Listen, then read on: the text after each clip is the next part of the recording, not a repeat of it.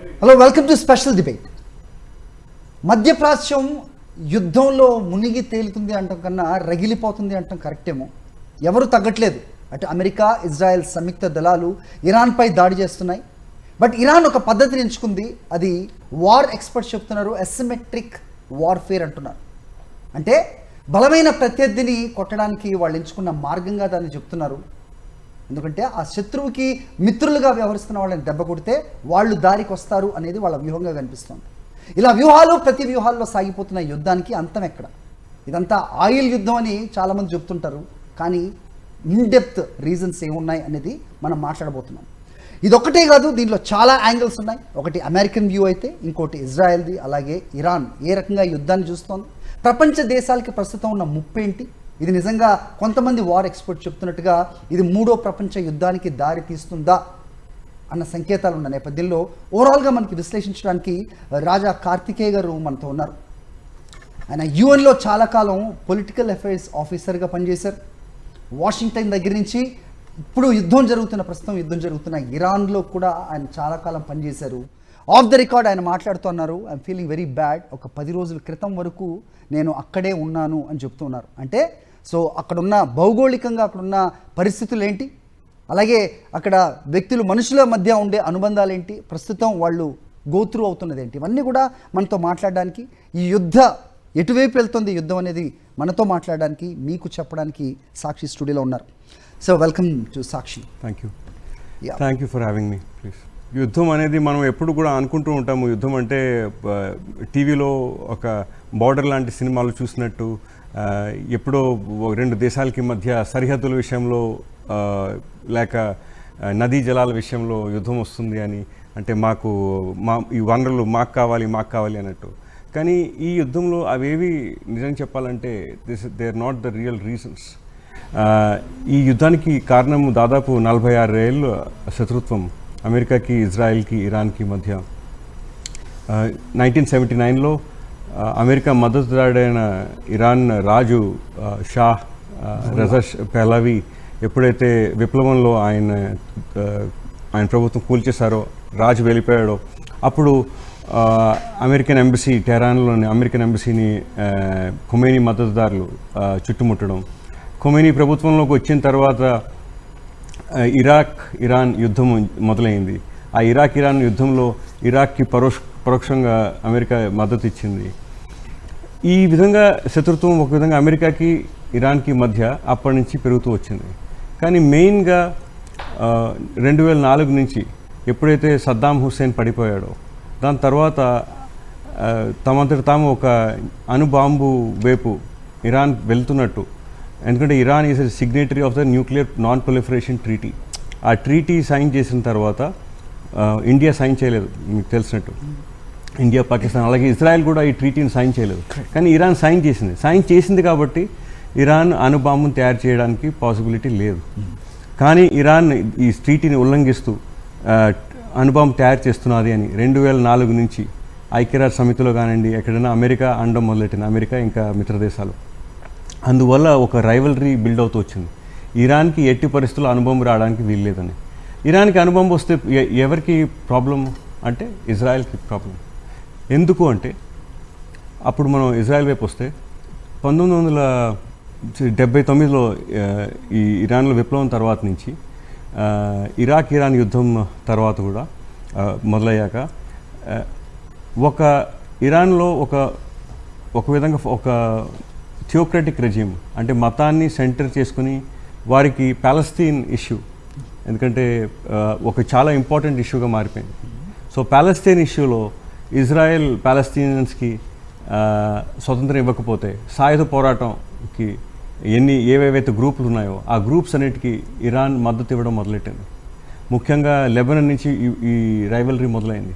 ఇరాన్లో ఎక్కువ మంది షియా ప్రజలు, సో ఇరాన్ వారికి మద్దతు ఇవ్వడం మొదలెట్టింది.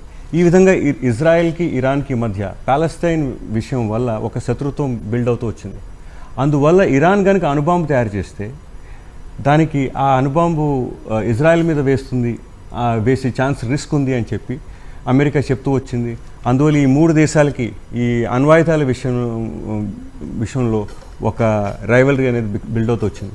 దానికి కల్మినేషనే ఇప్పుడు మనం చూస్తున్న పర్టికులర్ ఇజ్రాయెల్ యాంగిల్ నుంచి చూస్తే ఇరాన్ మా మీద అణుబాంబు కానీ మిసైల్స్ కానీ వేసే ఛాన్స్ లేకుండా మేము ముందర యుద్ధం చేస్తాం, అది వాళ్ళు చెప్పారు. Preventive or preemptive? Defence through offence, that is their perspective. ఏదైతే ఈ న్యూక్లియర్ ఈ ట్రీటీ ఏదైతే ఉంటుందో, ప్యాక్ట్ ఏదైతే సద్దాం హుస్సేన్ ముందు అటాక్ చేసే ముందు కూడా వాళ్ళు పిక్చర్స్ కూడా చూపించారు. ఒక 5 సంవత్సరాల క్రితం ఇలా ఉంది, ఇప్పుడు ఇలా ఉంది ప్లాంట్. వాస్తవాలేంటో తెలియాల్సిన అవసరం ప్రజలకు ఉంది. సో నిజంగా ఇరాన్ అలాంటి ప్రయత్నాలు చేసిందా, చేసినా తప్పేంటి అనే ప్రశ్నకి ఏదైనా సమాధానం ఉందా?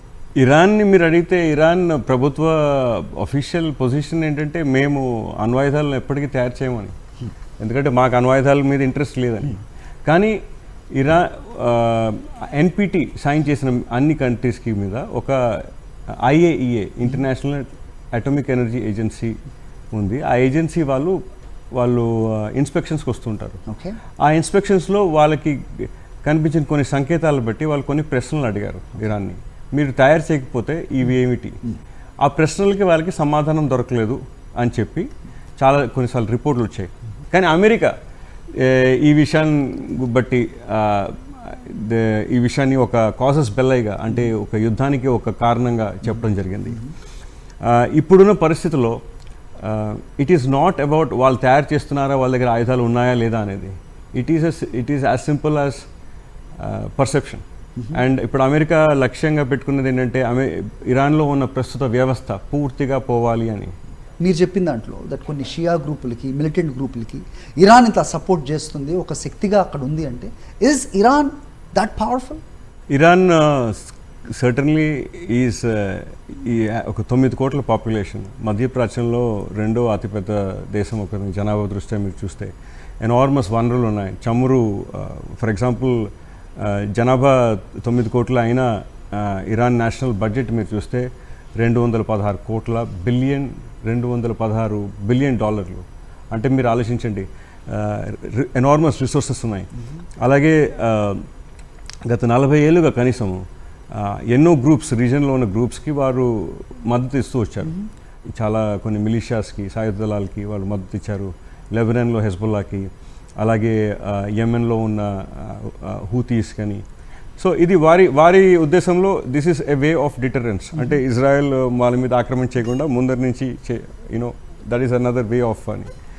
అయితే సిరియా, ఎప్పుడైతే సిరియాలో అసాద్ ప్రభుత్వం పడిపోయిందో, ఎప్పుడైతే అక్టోబర్ 2023లో హమాస్ ఇజ్రాయెల్ మీద చేసిన ఘోరమైన దాడి తర్వాత మొత్తం మధ్యప్రాచ్యం మారిపోయింది.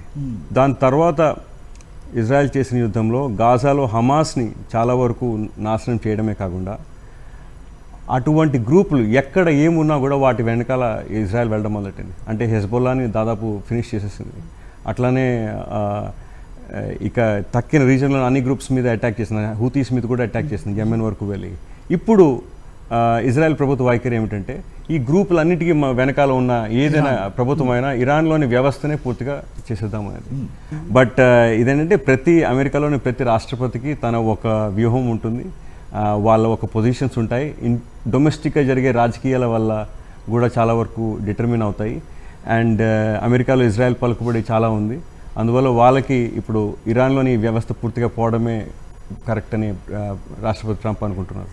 అమెరికన్ ఇంట్రెస్ట్ కోసం ట్రంప్ ఏం చేస్తున్నారు? అఫ్ కోర్స్ ఇమిగ్రేషన్ లాస్ ఏం చేశారు, లేకపోతే ఇల్లీగల్ ఇమిగ్రెంట్స్ గురించి ఏం చేశారు, ఇవన్నీ అండర్స్టాండబుల్.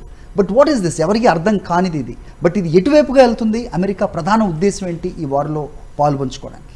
రాష్ట్రపతి ట్రంప్ ఆయన మొదటి టర్మ్లో ఆయన చేసినవి కానీ మీరు చూసారంటే, ఫర్ ఎగ్జాంపుల్ ఒబామా ఇరాన్తో కుదుర్చుకున్న న్యూక్లియర్ ఒప్పందం 2015లో ఒబామా ఇరాన్తో ఒక న్యూక్లియర్ ఒప్పందం చేసుకున్నారు.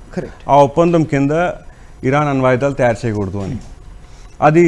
దానికి ఇరాన్ కూడా కట్టుబడి ఉంది, అమెరికా కూడా కట్టుబడి ఉంది. ఎప్పుడైతే ఒబామా మారి ట్రంప్ వచ్చారో 2018లో ఆయన ఇందులో నుంచి అమెరికాని తీసేశారు. అమెరికాని తీసేసిన తర్వాత అందులో తక్కిన దేశాలు, యూరోపియన్ దేశాలు, రష్యా, చైనా ఉన్నా కూడా ఒక విధంగా ఒప్పందం కూలిపోయినట్టే లెక్క.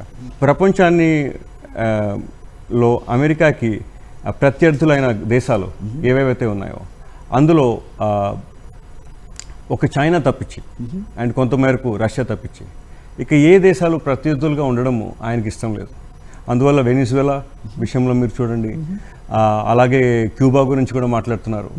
ఇక ఆసియా ఖండానికి వస్తే ఇరాన్, ఈ దేశాలన్నింటిలో నుంచి ప్రత్యర్థులైన ప్రభుత్వాలు వ్యవస్థలు అన్నిటినీ కూడాను ఇది తీసేస్తే దెన్ ఎస్ ఆయనకంటే ఒక విధంగా మీరు ఆయన కాంటెక్స్ట్ బ్యాక్గ్రౌండ్ కూడా మీరు చూసారంటే ఆయన 1980s 70s ఆయన చూసింది కోల్డ్ వార్. ఆ కోల్డ్ వార్లో అమెరికా, యుఎస్ఎస్ఆర్, సోవియట్ రష్యా ఈ రెండే దేశాలు మొత్తం ఒక ప్రచన్న యుద్ధం అప్పుడు ఉండేవి.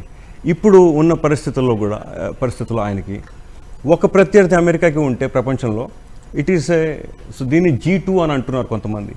సో ఆ విధంగా ఆ వైపు వెళ్తున్నాం మనం. అమెరికా, చైనా తప్ప ప్రపంచంలో వేరే పవర్స్ ఏవి ఉండకుండా ఉండే దిశకి బహుశా వెళ్తున్నాము. అండ్ అందులో తక్కిన ప్రత్యర్థులందరినీ ఆయన తీసేస్తున్నారు. సో ఇరాన్ రిటాలియేట్ చేస్తుంది, ప్రతిదాడులు చేస్తుంది, ఎక్కడ తగ్గేది లేదన్నట్టుగా ప్రస్తుతం మన సిచ్యువేషన్ మనం చూస్తున్నాం. అటు గల్ఫ్ కంట్రీస్ని టార్గెట్గా చేసుకొని చేస్తున్న దాడుల్ని ఇంతకుముందు చెప్పినట్టుగా అసిమెట్రిక్ వార్ఫేర్ అంటారు అనేది చెప్తున్నారు. Correct me if it is wrong. దీంట్లో ఇరాన్కున్న శక్తి సామర్థ్యాలను ఏ రకంగా చూడాలి? ఇప్పుడు ఇరాన్ వ్యూహం మీరు చూసారంటే గల్ఫ్ దేశాల్లో ట్రంప్ మీద ఎంతో పలుకుబడి ఉంది. ఖతర్ ఒక విమానం గిఫ్ట్గా ఇచ్చింది ట్రంప్కి. అండ్ దాదాపు $500 billion, in fact $600 billion Saudi Arabia అమెరికాలో ఇన్వెస్ట్ చేస్తానని ట్రంప్ ఈ సెకండ్ టర్మ్లో ప్రామిస్ చేసింది. యుఏఈకి ఆయనకి కూడా ట్రంప్కి కూడా పర్సనల్ బిజినెస్ రిలేషన్స్ కూడా చాలా ఉన్నాయి. అందువల్ల ఈ గల్ఫ్ దేశాలని యుద్ధంలోకి లాగితే వారి పలుకుబడితో యుఎస్ని టేబుల్కి తీసుకొస్తారనేది ఒక రకంగా ఇరాన్ వ్యూహం. బట్ అదవే రౌండ్, బట్ ఈ పక్కనున్న దేశాలని కూడా శత్రువులు చేసుకుంటే ఏకాకి అయిపోతుందని ఆలోచన ఉండదా? అంటే ఇప్పుడు రెండోది ఏంటంటే ఇక్కడ ఈ దేశాల్లో అమెరికా స్థావరాలు ఉన్నాయి. మీరు గల్ఫ్లో చూసారంటే 51,000 మంది దాదాపు అమెరికన్ సైనికులు ఉన్నారు. దాదాపు 13,000 మంది కువైత్లో సైనికులు ఉన్నారు. ఇక బహ్రెయిన్లో, ఖతర్లో, బహ్రెయిన్లో అయితే 5th ఫ్లీట్ అమెరికన్ నౌకాదళం యొక్క ఒక పెద్ద ఫ్లీట్ కూడా అక్కడ ఉంది. సో ఈ విధంగా ఈ స్థావరాల మీద దాడి చేస్తున్నాము అని ఇరాన్ బయటకి చెప్తున్నది. కొన్ని విధాలుగా చూస్తే ఈ విధంగా ఎక్స్పాండ్ చేయడము ఇట్స్ నాట్ రైట్. ఈ కాలంలో యుద్ధం ఎలాంటిది అయిపోయిందంటే దానిలో మనము ఏది రూల్స్ పరిధులు అనేవి మనం చెప్పలేకపోతున్నాము. స్ట్రెయిట్ ఆఫ్ హోర్ముజ్ని వాళ్ళు బ్లాక్ చేయడం వల్ల కొన్ని చైనాకి వెళ్ళే నౌకలు తప్ప, ట్యాంకర్స్ తప్ప ఇంకే దేశం ట్యాంకర్ని అలౌ చేయమని ఇరాన్ అంటున్నది. Can it happen in that control environment? వాళ్ళు కావాల్సిన వాటిని వదిలి మిగతా వాళ్ళని ఆఫ్ కోర్స్ లైక్ నిన్న వచ్చిన వార్తల ప్రకారం ఇండియాకి, భారతదేశానికి వెళ్ళే నౌకల్ని కూడా మేము ఆపము అని వాళ్ళు చెప్పినట్టుగా ఒక వార్త వినిపిస్తుంది. నోబడి అథెంటికేట్గా ఎవరు చెప్పలేదు. బట్ ఇది పాసిబుల్ అవుతుందండి అంటే ఇలాంటి ఒక సిచ్యువేషన్లో? యాక్చువల్లీ నేను ఆ జలసంధి మీద అక్కడికి వెళ్ళాను. I know that place fairly well. 33 కిలోమీటర్లు ఆ జలసంధి. అది మీరు ఒక నేవల్ దృష్టితో చూస్తే it's nothing, it's very small. So అలాంటి చోట it's not very deep either. So మీరు అక్కడ ఏదో జలాంతర్లు సబ్మెరీన్స్ వాడడానికి దీనికి అవ్వదు. సో అక్కడ మీరు ఎటువంటి మిలిటరీ యాక్షన్ బాగా చేసినా అంటే డిఫెండ్ చేయొచ్చు. అక్కడ ఇరాన్ అక్కడ 3 ఐలాండ్స్ని యుఏఈ క్లెయిమ్ చేసే 3 ఐలాండ్స్ని 1970s దాన్ని ఆక్రమించింది. ఆ 3 ఐలాండ్స్ ఉండడం వల్ల ఆ జలసంధికి అతి దగ్గరగా ఇరాన్ కంట్రోల్లో ఈ 3 ఐలాండ్స్ ఉండడం వల్ల it is very difficult for any ship to go by without if they don't want it. Okay. And ఈ బ్లాక్ చేయడం వల్ల భారతదేశానికి వచ్చే 50% క్రూడ్ ఆయిల్ చమురు అంతా ఇక్కడి నుంచే వస్తుంది. అండ్ మొత్తము ప్రపంచ ఆయిల్ సరఫరాలో మీరు చూస్తే 15-16% ఇక్కడి నుంచే వస్తుంది. So it is very crucial. వాళ్ళు ఇది బ్లాక్ చేస్తామని ఎప్పటి నుంచో అంటున్నారు. ఇప్పుడు అక్కడ మీరు వాళ్ళకి విరుద్ధంగా మిలిటరీ ఆపరేషన్ కూడా చేశారనుకోండి, అండ్ అవుతుంది, ఇట్స్ సూనర్ దాన్ లేటర్, అది ఇట్స్ లైక్లీ. కానీ అక్కడ ఏదైనా ఆయిల్ స్పిల్ జరిగిందనుకోండి, ఆ జలసంధి పూర్తిగా బ్లాక్ అయిపోయింది అనుకోండి, then it will be useless, it will be disastrous. Iraq, Kuwait, Bahrain, Qatar వీటి నుంచి వచ్చే అన్ని మొత్తం చమురు సరఫరా ఆగిపోతుంది. It started with Greenland, kicked off with Venezuela, happening in Iran, next comes Cuba. So will it continue? ప్రస్తుతం world order is in complete turmoil. ప్రపంచం, మనకి తెలిసిన ప్రపంచం మ్యాప్ కూడా మారిపోయే ఛాన్సెస్ నా ఉద్దేశంలో దెర్ ఇస్ ఎ రిస్క్. ప్రపంచం పూర్తిగా మారిపోతున్నది. ఇలాంటివి there are inflection points in history. 1992లో సోవియట్ రష్యా కూలిపోయినప్పుడు కూడా మనము ఒక వరల్డ్ మారడం చూసాము. We're now entering that phase again. వచ్చే 5 ఏళ్లలో నా ఉద్దేశంలో ప్రపంచంలో భారీ మార్పులు అండ్ రాబోతున్నాయి, రాజకీయంగాను ఆర్టిఫిషియల్ ఇంటెలిజెన్స్ కారణంగాను. సో ఈ టైంలో మనము ఎంతో జాగ్రత్తగా ప్రతి దాన్ని ఫాలో అవ్వడం ఇంపార్టెంట్. అదేవిధంగా ఒక చిన్న మాట నేను చెప్తాను ఏంటంటే, మన భారతదేశం లాంటి పెద్ద దేశము ఎప్పుడు తటస్థ వైఖరి పాటించడం అనేది it is not possible. So తటస్థ వైఖరి మీరు పాటిస్తున్నారంటే దానికి కొన్ని బెనిఫిట్స్ కూడా ఉండాలి. We don't have a declared position of neutrality. అలాంటప్పుడు మీరు మధ్యవర్తిత్వం చేస్తున్నారా? You can. సో అలాంటప్పుడు why don't we try to mediate, you know, I don't know if they doing behind the scenes. But ఇలాంటి టైంలోనే ఇండియా తన డిప్లొమాటిక్ స్ట్రెంగ్త్ని చూపించి మీడియేషన్ చేయాలి. Right sir, let's hope this situation will become better. Like మీరు చెప్పినట్టుగా మన భారతదేశం కూడా దౌత్యపరంగా డిప్లొమాటిక్గా ఎంత స్ట్రాంగో, అది ఎలాంటి అవకాశమో కూడా గ్రహించాల్సిన అవసరం ఉంది. మీరు అన్నట్టుగా అండర్ కరెంట్గా ఏమైనా చేస్తున్నారో తెలియదు. ఆ దిశగా మనం ఖచ్చితంగా ప్రయత్నించాలి అనేది మాత్రం చెప్తున్నాం. But end of the day we all wish for piece in entire world.